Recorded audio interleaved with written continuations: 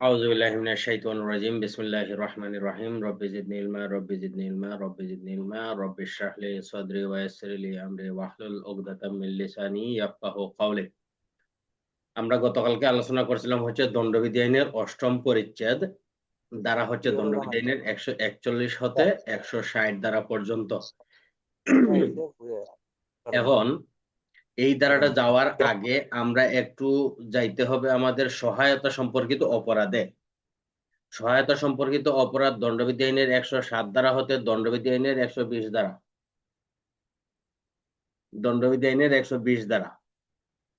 তখন এই সহায়তার সম্পর্কিত অপরাধ এটা হচ্ছে খুবই ইম্পর্টেন্ট একটা অধ্যায়। যদি এই সহায়তা সম্পর্কিত অধ্যায় যদি আমরা জানতে না পারি বা আমাদের জানার মধ্যে ভুল হয় তাহলে কি হবে, আমরা ওই অধ্যায় অর্থাৎ যেখানে যে শাস্তির বিষয়গুলো আছে সেখানে আমরা কি করতে পারবো না, সেটা প্রয়োগ করতে পারবো না।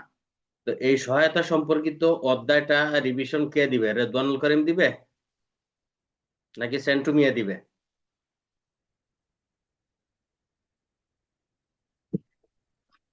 স্যার আমি এই অধ্যায়টা স্যার আমি ভালো করে পড়ি নাই স্যার।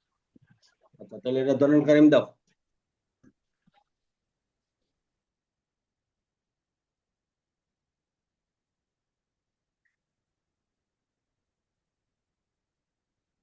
রেদওয়ানুল করিম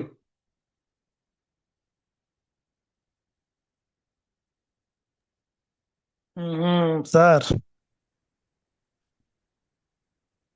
দেন। সহায়তা সম্পর্কিত অপরাধ দণ্ডবিধি আইনের ১০৭ ধারা থেকে ১২০ ধারা পর্যন্ত রিভিশন দেন দ্রুত, মূল হেডলাইনটা শুধু।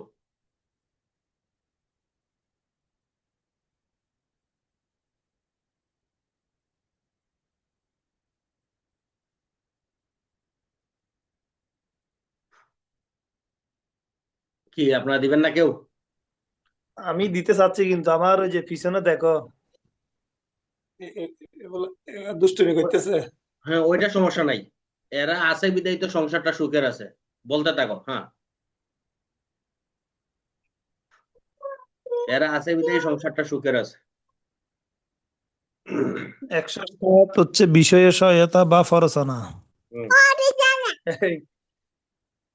যদি কোনো ব্যক্তি অপর কোনো ব্যক্তিকে কোনো অবৈধ কাজ করার জন্য উৎসাহিত করে বা সহায়তা করে তাকে প্ররোচনা বলে। আমি দিতে পারবো না, ডিস্টার্ব করতেছে স্যার। আচ্ছা তা নুরুল ভাই বলেন।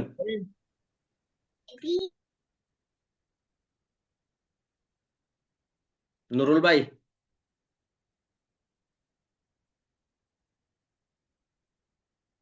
বুঝছি আপনারা কেউই দিবেন না, আপনারা না দিলে লসটা আপনাদেরই হবে, ঠিক আছে?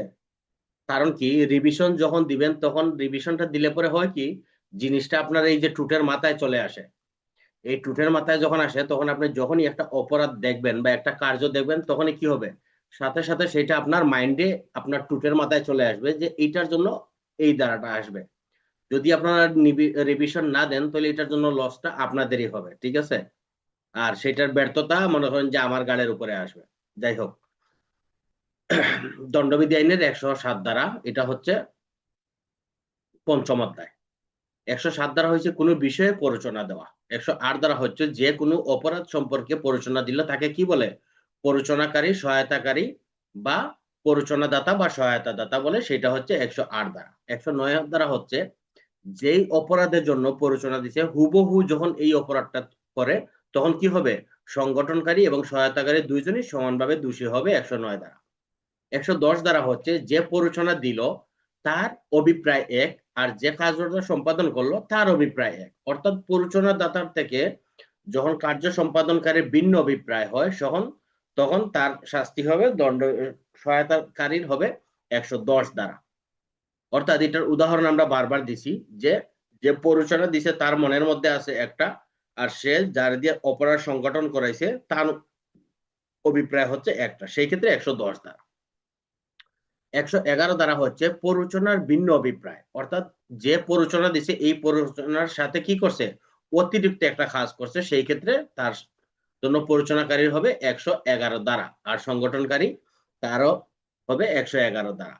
১১২ ধারা হচ্ছে প্ররোচনার সাথে যদি সম্পর্কিত হয় সেই ক্ষেত্রে প্ররোচনাকারীকে তার দায় দায়িত্ব নিতে হবে 12 ধারা। 113 ধারা হচ্ছে প্ররোচনার পরিণতি।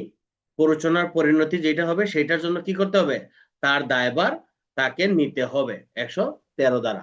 দণ্ডবিধি আইনে 114 ধারা হচ্ছে প্ররোচনাকারী যদি উপস্থিত হয় সেই ক্ষেত্রে তার শাস্তি 114 ধারা।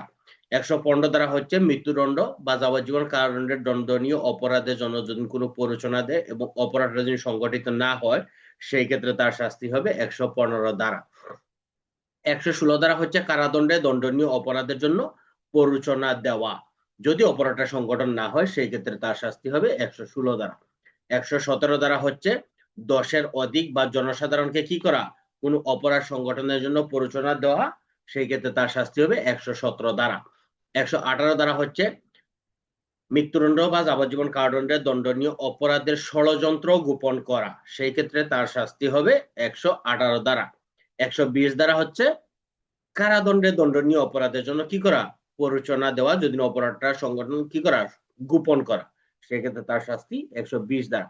119 ধারা হচ্ছে সরকারি কর্মচারী যখন কোনো অপরাধের ষড়যন্ত্র গোপন করে সেই ক্ষেত্রে তার শাস্তি 119। এই ছিল হচ্ছে আমাদের পঞ্চম অধ্যায়। পঞ্চমের শর্ট হাইফেন ক হচ্ছে কি, যে অপরাধমূলক ষড়যন্ত্রের সংজ্ঞা। 120-এর শর্ট হাইফেন ক অপরাধমূলক ষড়যন্ত্রের সংজ্ঞা এবং 120-এর শর্ট হাইফেন খ হচ্ছে অপরাধমূলক ষড়যন্ত্রের শাস্তি।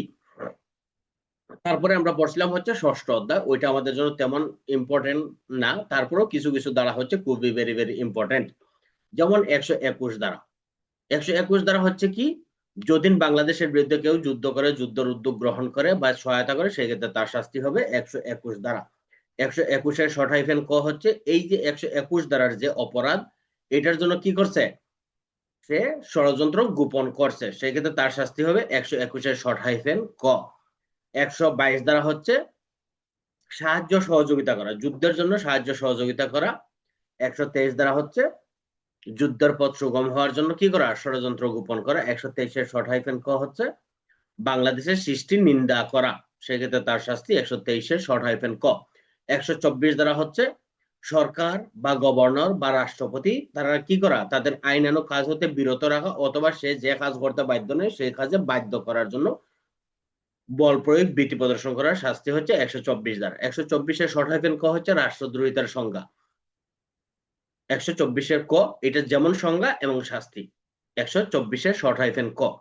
তারপরে 25-26 পড়ছিলাম হচ্ছে এশিয়া, 26 হচ্ছে অঙ্গরাজ্য, 27 হচ্ছে যদি 25-26-এর সম্পত্তি তার সাথে পাওয়া যায় সেই ক্ষেত্রে এটা, 28 হচ্ছে সরকারি কর্মচারী যদি অবহেলার দরুন ইচ্ছাকৃত কোনো আসামিকে রাজবন্দী যুদ্ধবন্দীকে পলাতক করতে সহায়তা করে সেক্ষেত্রে তার শাস্তি। 129 দ্বারা হচ্ছে তার অবহেলার দরুন যদি কেউ অপরাধ পলায়ন করে সেক্ষেত্রে তার শাস্তি। আর 130 দ্বারা হচ্ছে যখন কোনো সাহায্য সহযোগিতা বা কোনো পাবলিক যখন কোনো ব্যক্তিকে আশ্রয় দেয়, পলায়ন এবং পলায়ন করতে সহযোগিতা করে বা গ্রেপ্তার করতে বাধ্য দেয় তখন তার শাস্তি হবে 130 দ্বারা। তারপরে পড়ছিলাম আমরা হচ্ছে সপ্তম অধ্যায় সামরিক বাহিনী সম্পর্কিত, ওইটা আমাদের জন্য তেমন ইম্পর্টেন্ট না, এখানে শুধু আমরা 2-3টা দ্বারা একটু মনে রাখবো। এটা হচ্ছে যে যখন কেউ বিদ্রোহের জন্য প্ররোচনা দেয় তার শাস্তি 131। 132 হচ্ছে বিদ্রোহটা সংগঠিত হলে তার শাস্তি। 33 হচ্ছে ঊর্ধ্বতন কর্তৃপক্ষের আক্রমণের জন্য প্ররোচনা দেওয়া। 24 হচ্ছে প্ররোচনার ফলে যদি আক্রমণটা সংগঠিত হয়। 35 হচ্ছে পলায়নে সহায়তা করে। 36 দ্বারা হচ্ছে আশ্রয় দেওয়া। 37 দ্বারা হচ্ছে প্রতারকের অদক্ষতার জন্য যদি কোনো ব্যক্তি পলায়ন করে তার শাস্তি। 38 দ্বারা হচ্ছে যে কোনো ব্যক্তিকে 37 দ্বারা হচ্ছে প্রতারকের অদক্ষতা। 38 দ্বারা হচ্ছে যদি কেউ ওই 37 প্রতারকের অদক্ষতা। 38-এ কি বললো একজন বলেন। হচ্ছে স্যার অবাধ্যতামূলক কোনো অবাধ্য কাজে হওয়ার জন্য প্রচারণা প্ররোচনা করা। দেওয়া। অবাধ্য হওয়ার জন্য প্ররোচনা দেওয়া হচ্ছে 38। 39 হচ্ছে এই আইনের যা কিছু আছে এগুলো সামরিক বাহিনীর সদস্যদের জন্য প্রযোজ্য নয়। 40 হচ্ছে সামরিক বাহিনীর পোশাক পরিচ্ছদ ব্যবহার করা। এখন দণ্ডবিধি আইনের 141 থেকে 160 একজন দ্রুত বলেন, তারপরে আমরা অন্য এই নবম অধ্যায়ে যাব। 41 হচ্ছে স্যার বেআইনি সমাবেশের সংজ্ঞা। হ্যাঁ 5 বা ততোধিক ব্যক্তি মিলে যে সমাবেশে সাধারণ উদ্দেশ্য সহ কার্যকর হয় তাকে বেআইনি সমাবেশ বলা হয়। তাতে 5টা কোটেশন আছে। প্রথমত হচ্ছে গিয়া সরকারি কর্মচারীকে তার আইনানুগ কাজ হচ্ছে বিধি প্রদর্শন করা। দ্বিতীয়ত হচ্ছে গিয়া স্যার তাকে তার আইনানুগ কাজে বাধা প্রদান করা। তৃতীয়ত হচ্ছে গিয়া জনসাধারণের বিঘ্ন ঘটে সেরকম কাজে বাধা প্রদান করা, সেটা রাস্তা, পানি বা অন্যান্য জিনিসে বাধা প্রদান করতে পারে। চতুর্থত হচ্ছে মানে অনধিকার প্রবেশ করা, মানে যেখানে প্রবেশের তার কোনো অনুমতি নাই সেখানে সে প্রবেশ করা। পঞ্চমত হচ্ছে যেই কাজ করতে বাধ্য নয় তাকে সেই কাজ করতে বাধ্য করা, এবং যেই কাজ করতে বাধ্য আইনানুগ ভাবে সেই কাজ থেকে তাকে বিরত রাখা। 142 হচ্ছে বেআইনি সমাবেশের সদস্য হওয়া। 43 হচ্ছে স্যার শাস্তি। আর হুম 44 হচ্ছে গিয়ে আপনার এই মারাত্মক অস্ত্র সজ্জিত ভাবে বেআইনি সমাবেশে অংশগ্রহণ করা। আর 45 হচ্ছে গিয়ে বেআইনি সমাবেশে ছত্রভঙ্গের নির্দেশ দেওয়া আছে, তারপরে সে জানার পরে আবার ওইখানে অবস্থান করা। হুম আর 46 হচ্ছে দাঙ্গা। দাঙ্গাটা হচ্ছে স্যার বেআইনি সমাবেশের যে সদস্যরা যদি এখানে বল প্রয়োগ করে তাহলে হুম। সেটাকে দাঙ্গা হিসেবে। না না, বেআইনি সমাবেশ থেকে যখনই আপনার দাঙ্গা পড়ানো তখন সেখানে উগ্রতা এবং হিংস্রতা আসবে। বেআইনি সমাবেশে তো স্বাভাবিকত বল প্রয়োগ হয়, কিন্তু যখন এটা উগ্রতা এবং হিংস্রতা অর্থাৎ প্রাণনাশ, মারামারি এরকম কোনো কিছু শুরু হয়ে যাবে তখনই সেটা দাঙ্গা হিসেবে গণ্য হবে। উগ্রতা এবং হিংস্রতা, তখন এটা দাঙ্গা হিসেবে পরিণত হবে। 47 দাঙ্গার শাস্তি, হুম যে মানে ওই যে তারা যে উগ্রতা বা হচ্ছে গিয়ে আসলে উচ্ছৃঙ্খলতা প্রকাশ করছে ওটা 47। আসলে যে মারাত্মক অস্ত্র শস্ত্র সহকারে যে ইয়া করা, মানে দাঙ্গাতে অংশগ্রহণ করা। হুম। আর 49টা হচ্ছে গিয়া স্যার ওই আমরা ওই যে 34 একটা ধারা পড়ছিল আমাদের, কতিপয় উদ্দেশ্যের সহিত একই কাজ করলে হ্যাঁ তখন ওই একই অপরাধী হবে। হ্যাঁ। আর এটা 49টা হচ্ছে হচ্ছে শুধু 49টা হচ্ছে শুধু দাঙ্গা এবং বেআইনি সমাবেশের ক্ষেত্রে। যেখানে বেআইনি সমাবেশ হবে সেখানেই 149, আর অন্য যত অপরাধ আছে দণ্ডবিধিতে সব জায়গায় 34 ব্যবহার হবে। 50 হচ্ছে ওই বেআইনি সমাবেশের জন্য লোক ভাড়া করা বা ভাড়া করতে সহায়তা প্রদান করা। হ্যাঁ 51 হচ্ছে 5 বছর অধিক ব্যক্তি সমাবেশে ভঙ্গের নির্দেশ দেওয়া আছে তা জেনেও ওইখানে অবস্থান করা। হুম। ওইটা ওই যে ইয়ার ওই 41 মতো কি, সরি 45 মতোই। হ্যাঁ, এটা আর 151টা আমি একটু বলি। 151টা হচ্ছে কি, যেমন আমি একটা উদাহরণ দিচ্ছি যে আমরা 5জন বন্ধু কি করছি, এক চায়ের দোকানে এক বসে আড্ডা জায়গায় দিচ্ছি। আড্ডা দিচ্ছেন। তখন এখানে আইন শৃঙ্খলা বাহিনীর সদস্য আসছে, আইসা বলছে যে আপনারা এখান থেকে চলে যান, যদিও আমরা কিন্তু বেআইনি সমাবেশের লোক না বা এখানে বেআইনি সমাবেশ হওয়ারও সম্ভাবনা নাই, কিন্তু সরকার বা সরকারি কর্তৃপক্ষ মনে করছে যে আমাদের দ্বারা কোনো শান্তিভঙ্গ হইতে পারে। ঠিক আছে, সেই ক্ষেত্রে আমাদের কি বলছে যে আপনারা এখান থেকে ছত্রভঙ্গ হয়ে যান। যদি আমরা এখান থেকে ছত্রভঙ্গ না হই, না চলে যাই, সেই ক্ষেত্রে আমাদের বিরুদ্ধে ব্যবস্থা নেবে দণ্ডবিধি আইনের 151 ধারা মোতাবেক। ক্লিয়ার? তাহলে ওই যে আমরা যে 45 আর হচ্ছে গিয়া 51 দুইটা তো সেমই। না, 45 হচ্ছে বেআইনি সমাবেশের লোক হওয়া, সরাসরি হওয়া, যে বেআইনি সমাবেশের লোক হওয়া। কিন্তু ওই যে এটা তো আমি আপনার একবারে সহজ উদাহরণ দিলাম যে আমরা 5 বন্ধু বৈশাখ কি করতেছি, চা খাচ্ছি, যেখানে বেআইনি সমাবেশ হওয়ার কোনো সম্ভাবনা নাই। ঠিক আছে, কিন্তু আইন শৃঙ্খলার খাতিরে মনে হচ্ছে যে আমাদের দ্বারা কোনো বেআইনি সমাবেশ হওয়ার সম্ভাবনা আছে, তারপরে আমাদের যখন এখান থেকে ছত্রভঙ্গ হওয়ার আদেশ দিবে আমরা না হই, তখন আমাদের বিরুদ্ধে ব্যবস্থা নেবে দণ্ডবিধি আইনের 151 ধারা মোতাবেক। তারপরে 52। আর ওই 52 হচ্ছে দাঙ্গা দমনকালে সরকারি কর্মচারীকে বাধা প্রদান করা, বা আক্রমণ করা। আক্রমণ করা। হুম। 53 তো হচ্ছে গিয়া মানে স্যার 53টা স্যার এটা আমি বুঝছি না স্যার, এটা হ্যাঁ, এটা আমি 53টা আমি বুঝছি না। সহজভাবে বলে দিই। আপনি মনে করেন যে জি সেন্টু স্যার। মিয়া, আপনি বেআইনি সমাবেশ হওয়ার জন্য কি করছেন, নুরুল ইসলাম, রেদওয়ানুল করিম, নাসরিন সুলতানা, স্বপন কুমারকে কি করছেন, প্ররোচনা দিচ্ছেন যে আপনারা বেআইনি সমাবেশ দাঙ্গা অনুষ্ঠানে যান। এখন তারা এখানে যাক বা না যাক, আপনি তো প্ররোচনা দিচ্ছেন না, জি স্যার। জি এই স্যার। জন্য আপনার শাস্তি হবে দণ্ডবিধি আইনে 153 ধারা। মানে এটা কি স্যার যে ওই বেআইনি সমাবেশের উদ্দেশ্যে হ্যাঁ সঠিক। মানুষকে উৎসাহ বা প্ররোচনা প্রদান করা। হ্যাঁ সঠিক। তারপরে 53 কো এসে গিয়া ছাত্র ছাত্রীদেরকে না, রাজনৈতিক কার্যকলাপে। 53 ক হচ্ছে শ্রেণী বিভেদ। যেমন আপনি কি করলেন, শ্রেণী বিভেদের মধ্যে বিদ্বেষ সৃষ্টি করার জন্য। যেমন এক পার্টি হচ্ছে বিএনপি, এক পার্টি হচ্ছে জামাত, এক পার্টি হচ্ছে এনসিপি। আপনারা বললেন যে জি দেখেন বর্তমান সরকার এমন একটা কার্য করতেছে যেখানে আমাদের এখানে কি হইতে পারে, একটা সমস্যা হইতে পারে। আপনি এনসিপি রেও কি করলেন, উস্কানি দিলেন, জামাতকেও উস্কানি দিলেন, বিএনপি কে উস্কানি দিয়ে কি করলেন, এই যে তার মধ্যে যাতে দেশে অরাজকতা সৃষ্টি, এই জন্য উস্কানি দেওয়ার ফলে আপনার বিরুদ্ধে ব্যবস্থা হচ্ছে দণ্ডবিধি আইনে 153 শর্ট ক। আর 152 হচ্ছে কি ও, স্কুল কলেজ শিক্ষা প্রতিষ্ঠান, যেটা আমরা উদাহরণ দিয়েছিলাম 5 আগস্টের বিষয়টা দিয়ে। স্যার 153 ক্ষতিতে স্যার বইয়ে দেওয়া আছে ছাত্রদেরকে রাজনৈতিক কার্যকলাপে অংশগ্রহণের জন্য উদ্দেশ্য করা। এটা খ খ জি স্যার, খ খ 153 খটা এটা হচ্ছে 153 খ। আর ক হচ্ছে শ্রেণী বিভেদের মধ্যে বিদ্বেষ। আচ্ছা আচ্ছা।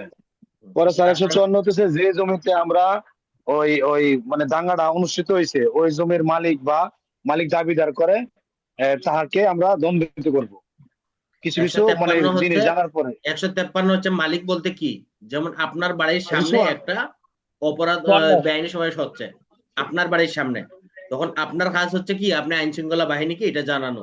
আপনি যদি না জানান সেই জানানো। ক্ষেত্রে আপনার বিরুদ্ধে ব্যবস্থা 154। জি স্যার। 55 যে ব্যক্তি দাঙ্গা কাজে দাঙ্গা দাঙ্গার স্বার্থে মানে স্বার্থে দাঙ্গা দাঙ্গা করা হয়, যে ব্যক্তির স্বার্থে দাঙ্গা করা হয় আর কি।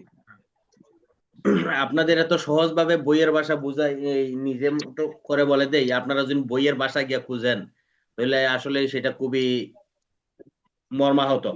কারণ কি, আপনারা হচ্ছে বইয়ের ভাষাটা যদি না আপনারা, এই যে মনে হয় যে আপনি বলতে গিয়েও কি করতেছেন, আপনার মুখের মধ্যে বাঁচতেছে। ইতস্তত হচ্ছে স্যার। হ্যাঁ, জি তো স্যার। আপনারা বইয়ের ভাষাটা বাদ দেন না ভাই। আপনাদের তো একবারে সহজ ভাবে আমি বলে দিচ্ছি, আপনাদের সহজ ভাবে বলে দিচ্ছি, আপনারা এটা ক্যাচ করেন। প্রয়োজন হইলে আপনারা আমার ভাষাটারে চেঞ্জ করি আপনার নিজের ভাষায় পরিণত করেন না, কিন্তু আপনি বইয়ের ভাষাটা বাদ দেন। কথা বুঝছেন? এই বইয়ের ভাষাটা বাদ দেন, জি কারণ স্যার। কর্তৃপক্ষ আপনার কাছে কিন্তু বইয়ের ভাষা চায় না। কর্তৃপক্ষ জানতে চায় যে আপনি এর এগেনিস্টে আপনি কি জানেন। কথা বুঝছেন? আপনি ধারাটা ঠিক জি রেখে আপনি আপনার নিজের মতো করে উপস্থাপন করবেন। 155 আর 156 একটু উপকারার্থে বোঝায়, কোন কার উপকার থেকে এটা 155 হচ্ছে, যেটা? হ্যাঁ 55 হচ্ছে যে এই যে দাঙ্গাটা হচ্ছে, এই দাঙ্গাটা হচ্ছে মূল ক্যান্ডিডেট হচ্ছে আমি। আমি কি করতেছি, দাঙ্গার জন্য তৈরি করতেছি। যেমন আমি এক পার্টি, এই স্বপন কুমার এক পার্টি। এখন এইটা দাঙ্গাটা হইলে লাভবান হবে কে, আমি। এখন আমার কাজ হচ্ছে কি, এই দাঙ্গাটাকে বিরত রাখা, যে তোরা মারামারি করিস না, আমি এটা মিউচুয়াল করতেছি। যেই ক্ষেত্রে আমি এটা করবো না সেই ক্ষেত্রে আমার শাস্তি হবে 155। আর আমার ম্যানেজারের হবে 156।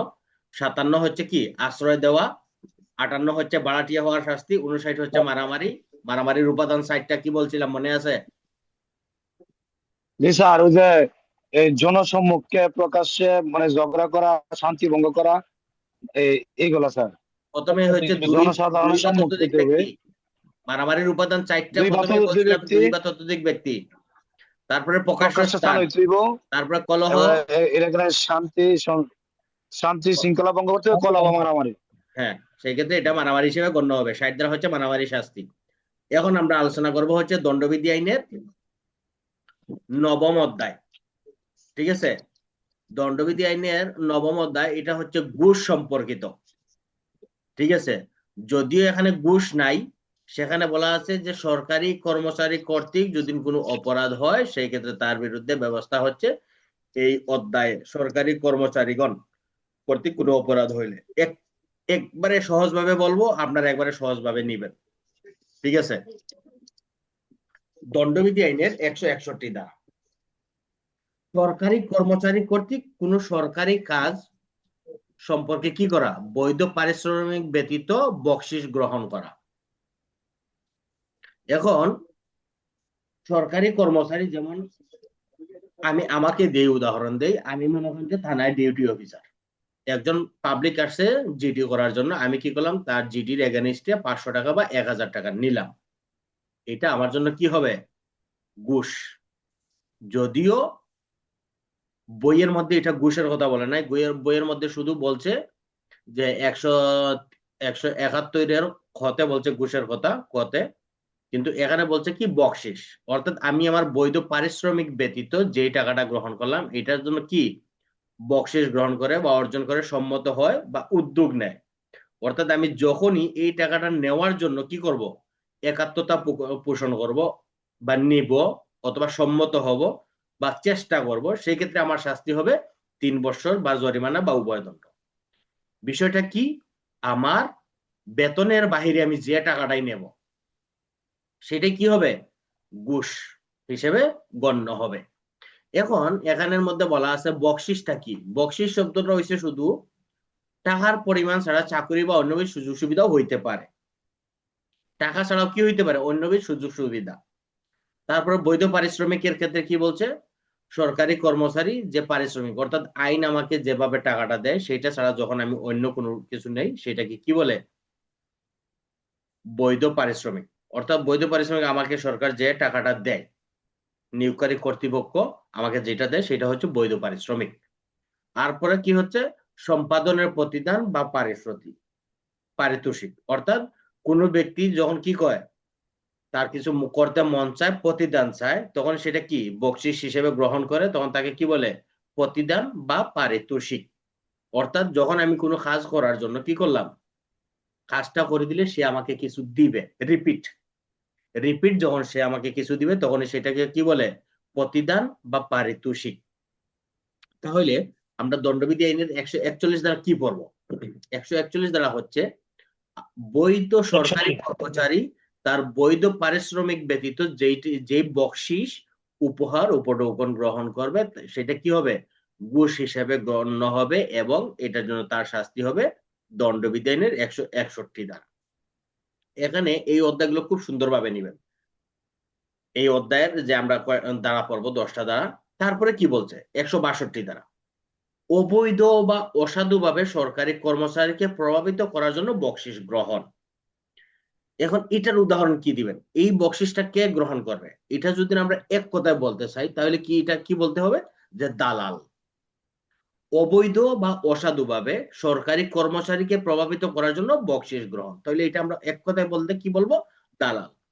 যে দালাল কি করলো, সে আমার কাছ থেকে টাকা নিল, বললো যে ঠিক আছে আপনি আমার কিছু টাকা দেন, আমি স্যারের সাথে পরিচিতি আছে, আমি স্যারকে দিয়ে আপনার এই কাজটা করে দেব। এই যে দালাল যে আমার কাছ থেকে টাকাটা নিল কি করার জন্য, কাজটা করে দেওয়ার জন্য। এখন এখানে আবার কিন্তু আবার দুইটা কথা আছে, এইটা আপনারা একটু মনে রাখতে হবে, যে সরকারি কর্মচারী বা যেই ব্যক্তি হোক পারিতোষিকটা গ্রহণ করলো, বকশিস ঘুষটা গ্রহণ করলো, দুইটা কাজ এখানে মনে রাখবেন। একটা হচ্ছে আমার কাছ থেকে সে টাকাটা নিয়ে কি করলো, আমার কাজটা করে দিল, এক। আরেকটা কি করলো, আমার কাজটা স্থগিত রাখলো, যে স্যার আপাতত এই কাজটা এখন বন্ধ রাখেন, বন্ধ রাখলে কি হবে, আমার এই দিকে আমার স্বার্থটা হাসিল হবে। সেই ক্ষেত্রে অর্থাৎ তাহলে আমরা সংজ্ঞাতে কি বলবো, যে যখন কোনো সরকারি কর্মচারী তার বেতনের বাহিরে কোনো টাকা নিয়ে কোনো কাজ করে অথবা করা থেকে বিরত থাকে, সেই ক্ষেত্রে তার অপরাধ হবে কি, দণ্ডবিধি আইনের 161 ধারা। যেমন এটা 161-তে আমরা একটু উদাহরণ দেই, উদাহরণটা হচ্ছে কি, যেমন আমাদের পোস্টিং এর ক্ষেত্রে আমরা বলি, যেমন আমি কি করলাম, আমার ঊর্ধ্বতন কর্তৃপক্ষকে বললাম যে স্যার আমার তো পোস্টিং হয়েছে, এখন আপাতত আপনি এক কাজ করেন, আমার এই পারিতোষিকটা নেন, উপহারটা নেন, নিয়ে আমার পোস্টিংটা কি করেন, একটু হোল্ড রাখেন। তাহলে এই যে উনি টাকাটা নিয়ে পোস্টিংটা হোল্ড রাখলো অথবা কি করলো, আমার পোস্টিংটা করে দিল, তাহলে কাজ কয়টা হইলো, দুইটা। আমি টাকা দিলাম আমার পোস্টিং করানোর জন্য অথবা আমার পোস্টিংটা হোল্ড করার জন্য। সেই ক্ষেত্রে উনি যে অর্থটা গ্রহণ করলো এটার জন্য ওনার শাস্তি হবে 161 দ্বারা। তারপর হচ্ছে 162 দ্বারা। এখন আমি তো সরাসরি স্যারের কাছে যাইতে পারতেছি না, অথবা স্যার আমাকে নিষেধ করছে যে না আপনার কাজ হবে না, তখন সুমন নামের এক ব্যক্তি সে বলল যে স্যারের সাথে আমার খুব ভালো সম্পর্ক, আপনি আমার টাকা দেন আমি এটা করে দিচ্ছি। এই যে মাঝের যে সুমন, দ্বিতীয় ব্যক্তি সুমন, এই সুমন কি করলো, টাকা নিল, তাহলে সুমনের শাস্তি হইল 62 দ্বারা। সুমন, মনে রাখবেন আমি কিন্তু 61, 62, 63 মিলাই দিচ্ছি। সুমন কি করলো, টাকা নিল, কি করলো, আমার পোস্টিংটা আটকানোর জন্য অথবা পোস্টিংটা করে দেওয়ার জন্য, সেক্ষেত্রে সুমনের শাস্তি হবে 62। সুমনটাকে, সে হচ্ছে দালাল। 63 হচ্ছে, এখন সুমনে তো টাকা নিছে, ভালো করছে। এখন 63 হচ্ছে যে পোস্টিং করবে, পোস্টিং এর স্যার, আমার যে সিনিয়র স্যার উনি, অথবা উনার ভাই, উনার স্ত্রী, অথবা মনে করেন যে আমাদের বর্তমান রাজনৈতিক প্রেক্ষাপটে কোন এমপি সাহেব, মন্ত্রী সাহেব বা বিভিন্ন সিনিয়র কর্তৃপক্ষ, অর্থাৎ যে যার কথা আমার এই সিনিয়র কর্তৃপক্ষ শুনতে বাধ্য বা উনি এটা রাখতে হবে। তাহলে এটার উদাহরণ কি হইলো, যেমন মনে করেন যে আমাদের সিনিয়র স্যারের বাবি সাহেব উনি বললো যে ঠিক আছে আপনি টাকা 1 লাখ দেন, আমি আমার কর্তৃত্ব বলে আপনার স্যারকে দিয়ে এটা করাই দেব। এখন এই যে বাবি সাহেব যে টাকাটা খাইলো, এই জন্য বাবি সাহেবের শাস্তি হইলো 163 ধারা। অথবা মনে করেন যে এমপি সাহেব, অথবা মন্ত্রী সাহেব, অথবা মনে করেন যে আমাদের সিনিয়র কোনো কর্তৃপক্ষ, যার কথা কি আমার অথরিটি শুনতে বাধ্য বা উনি শুনতে হবে, সেই ক্ষেত্রে অর্থাৎ উনি ব্যক্তিগত প্রভাবিত ভাবে করিয়া কি করলো, আমার পোস্টিং করে দিবে। সেই ক্ষেত্রে এই যে তৃতীয় যে ব্যক্তি আমার সাথে টাকাটা খাইলো, উনি হইলো কি 163 ধারায় শাস্তি। এই 62, 63 কিন্তু এই দুইজনে কিন্তু পাবলিক, মনে রাখবেন। 61 হচ্ছে সরকারি কর্মচারী, আর 62 হচ্ছে দালাল, 63 হচ্ছে কি যে নিজের আত্মীয়। সরকারি কর্মচারী, উনার ভাই হইতে পারে, স্ত্রী হইতে পারে, অথবা উনার সিনিয়র বস হইতে পারে, অর্থাৎ যে ব্যক্তিটা টাকাটা নিবে সে হচ্ছে পাবলিক, অর্থাৎ 63। 164 হইলো 162 দালালের কথা শুনলো, 63 ঘরের বাবি সাহেবের কথা শুনলো, অথবা এমপি সাহেবের অথবা মন্ত্রী সাহেবের কথা শুনিয়া কি করলো, আমার কর্তৃপক্ষ আমার পোস্টিংটা করলো অথবা করা থেকে বিরত থাকলো। সেই ক্ষেত্রে উনি তো টাকাটা খাইছে, খাইছে না, সেক্ষেত্রে উনার শাস্তি হবে 164 ধারা। এটুকু বুঝছেন নি? হুম। ঠিক আছে, 164 ধারা। তাহলে 165 ধারা কি? 165 ধারা হচ্ছে যখন সরকারি কর্মচারী কি করে, কোনো কাজ করতে যায়, কোনো কাজ করতে গেলে কি কইল, সরকারি কর্মচারী মামলা অথবা ব্যবসা সংক্রান্ত বিষয়। 61টা হয়েছে যে কোনো কাজ, আর 65টা হয়েছে কি সরকারি কর্মচারী মামলা অথবা ব্যবসা সংশ্লিষ্ট বিষয়। উনি কি করলো, উনি টাকা না নিয়ে উঠে কইলে যে ভাই এক কাজ করেন, আমি তো টাকা নেব না, আপনি আমার বাসায় ফ্রিজ নেই, একটা ফ্রিজ দিয়ে দেন, ঠিক আছে, অথবা আমার বাসায় টিভি নাই, একটা টিভি দিয়ে দেন, অথবা গরমের সময় আইতেছে বাসায় এসি নেই, একটা এসি দিয়ে দেন।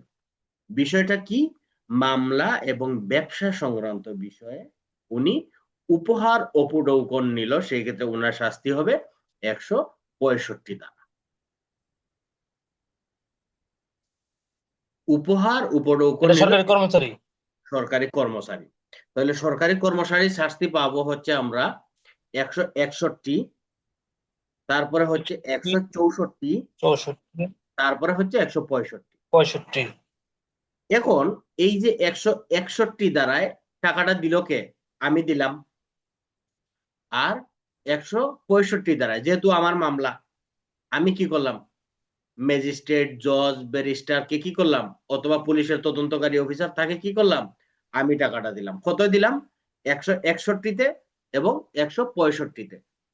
এই যে আমি যে পুলিশ অফিসারকে টাকা দিলাম, এই জন্য আমার শাস্তি হবে কত দ্বারায়, 165 শর্ট হাইফেন ক। 165 ক। 165 শর্ট হাইফেন ক। এখন আমি বললাম যে মহামান্য আদালত, আমি তো টাকা দিতে চাই নাই, স্যার আমারে বিভিন্ন ইনিয়ে বিনিয়ে বিভিন্ন সময়ে কালক্ষেপণ করিয়ে আমারে টাকা দিতে বাধ্য করছে, আমি টাকা না দিলে উনি কাজ করতেছে না। আমি যখন এই কথা বলে দিব এবং প্রমাণ দিয়ে দিব, সেই ক্ষেত্রে আমি রেহাই পাবো কততে, 165 শর্ট হাইফেন খতে। ওকে। হ্যাঁ, আমি কে, আমিটা কিন্তু পাবলিক, মনে রাখবেন। 165 খতে আমি পাবলিক, কিন্তু আপনি অফিসার আমাকে বাধ্য পাবলিক, করছেন টাকা পাবলিক। দেওয়ার জন্য। এই জন্য আমি রেহাই পাবো হচ্ছে 165 খতে। বিষয়টা কি, ঘুষ গ্রহণ সম্পর্কিত। তারপরে 166 দ্বারা, 166 দ্বারা হচ্ছে যে আপনি পুলিশ অফিসার কি করছেন, কোন ব্যক্তির ক্ষতি সাধনের জন্য সরকারি কর্মচারী কর্তৃক আইন অমান্য করেন। কোন ব্যক্তির ক্ষতি সাধন করার জন্য সরকারি কর্মচারী কর্তৃক আইন অমান্যকরণ। এখন আইনটা কি হইতে পারে? যেমন আপনার এই আইনে বলছে যে কোনো ব্যক্তি যখন মামলা করতে আসবে আপনি কি করতে পারবেন না, অবাঞ্ছিতভাবে তাকে ঘুরাইতে পারবেন না, দেরি করতে পারবেন না। আপনি দেরি করছেন বা তার যাতে সে ন্যায় বিচার না পায় এই জন্য আপনি কি করছেন, তার এজহারটা নেন নাই, সেই ক্ষেত্রে আপনার শাস্তি হবে 166 ধারা।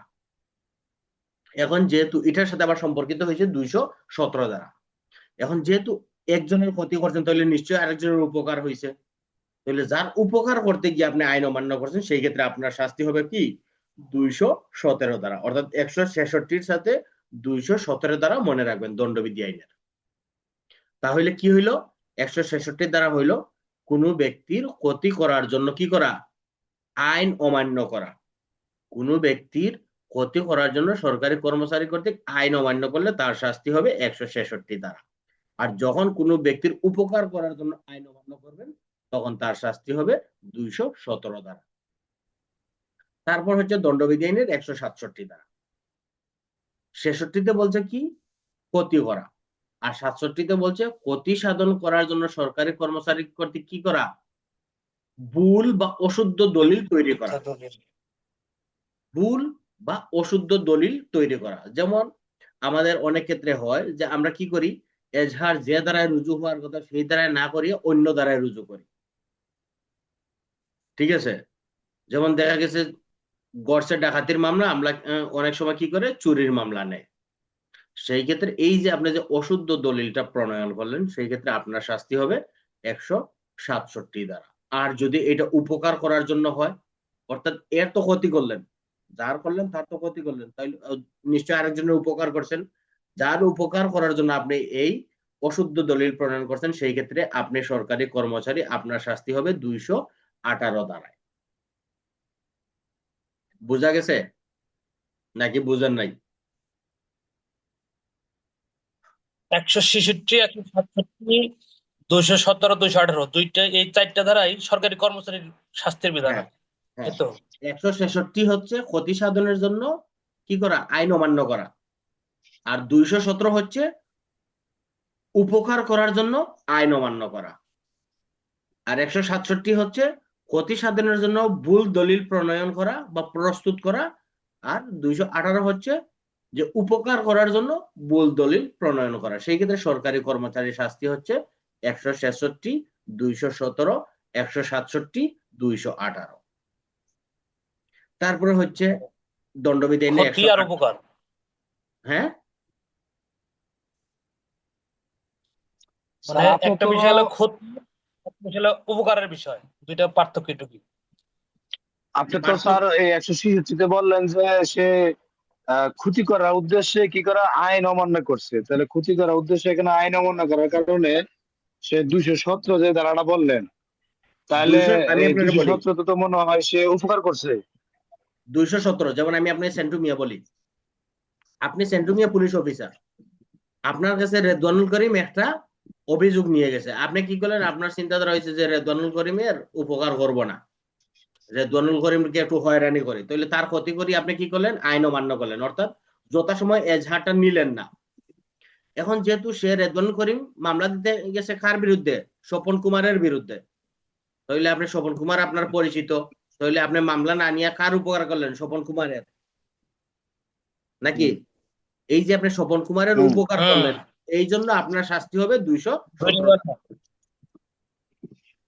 আর রেদওয়ানুল মানে করিমের 66 শাস্তি হইব গিয়া ওই যে 17 আর 18 ধারা 200।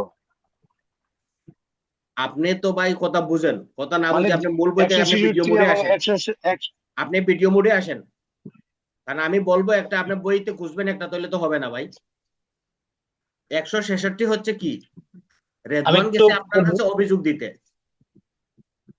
ঠিক আছে, অভিযোগ দিতে গেছে আপনার কাছে স্বপনের বিরুদ্ধে, এখন আপনি কি করলেন, রেদওয়ানের অভিযোগটা নিলেন না, তাহলে রেদওয়ানের ক্ষতি হইল, রেদওয়ানের ক্ষতি করার কারণে আপনার শাস্তি হবে 166। আর যেহেতু আপনি কি করলেন, স্বপন কুমারের উপকার করলেন, সেই জন্য যেহেতু স্বপন কুমারের উপকারের জন্য আপনি আইন অমান্য করছেন, সেই ক্ষেত্রে আপনার শাস্তি হবে দণ্ডবিধি 217 ধারায়। অর্থাৎ আপনি দুই দিক দিয়েই শাস্তি পাবেন, একজনের ক্ষতি করার কারণে, আরেকজনের উপকার করার কারণে। মূল কাজটা হচ্ছে আপনি আইন অমান্য জি করছেন, স্যার, আইন শুনেন নাই, সেই জন্য বুঝতে পারছি স্যার। একজনের ক্ষতি করার কারণে 166 আর আরেকজনের উপকার করার কারণে 217 ধারা। এখন ক্লিয়ার? জি স্যার, জি স্যার, বুঝতে পারছি স্যার। 166 আর 218 ধারা। তারপরে হচ্ছে 168 ধারা। 168 ধারা হচ্ছে কি, যে বেআইনিভাবে অন্য ব্যবসায় নিয়োজিত হওয়া। অর্থাৎ আপনি সরকারি কর্মচারী, এক ব্যবসা ছাড়িয়ে অন্য, সরকারি চাকরি ছাড়িয়ে অন্য ব্যবসায় নিয়োজিত হয়েছেন, সেই ক্ষেত্রে 168 ধারা, এটা আমরা সবাই জানি। কি, যেসব সরকারি কর্মচারী কি নিজ কর্ম ছাড়া অন্য কর্মে নিয়োজিত হওয়া যাবে না। এখন কিন্তু আগে প্রাইমারি স্কুলের টিচাররা কি করতে পারতো, বিভিন্ন ব্যবসা করতে পারতো। এখন ওই যে গত সরকার, অন্তর্বর্তীকালীন ইন্টারিম গভর্নমেন্ট, সে কি করছে, আদেশ দিয়ে দিছে যে প্রাইমারি স্কুলের টিচাররা কোনো ব্যবসার সাথে জড়িত হইতে পারবে না। এটা করলে 168 ধারা। বিশেষ করে 168তে আমাদের পোশাক পরিহিত যেসব, যেমন পুলিশ, সেনাবাহিনী, নৌবাহিনী, বিজিবি, আনসার, এদের ক্ষেত্রে এটা বেশিরভাগ প্রযোজ্য হয়। তারপরে হচ্ছে 169 দ্বারা বেআইনিভাবে সম্পত্তি ক্রয় করা বা নিলামে অংশগ্রহণ করা। যেমন আমাদের পিআরবি 109 বলা আছে মনে হয়, যে নিলামে অংশগ্রহণ করা যাবে না। 109 না 110 জানি, বলা আছে নিলামে অংশগ্রহণ করা যাবে না। যদি আপনি নিলামে অংশগ্রহণ করেন, সেই ক্ষেত্রে আপনার শাস্তি হবে 169 দ্বারা। তারপরে হচ্ছে 170 দ্বারা হচ্ছে সরকারি কর্মচারীর ছদ্মবেশ ধারণ করা। আমাদের সময়টাও শেষ হয়ে যাইছে না, ঠিক আছে, আমাদের সময়টা শেষ হয়ে যাইছে। এই দুইটা দ্বারা আমরা আগামীকালকে আলোচনা করবো ইনশাল্লাহ, সমস্যা নেই।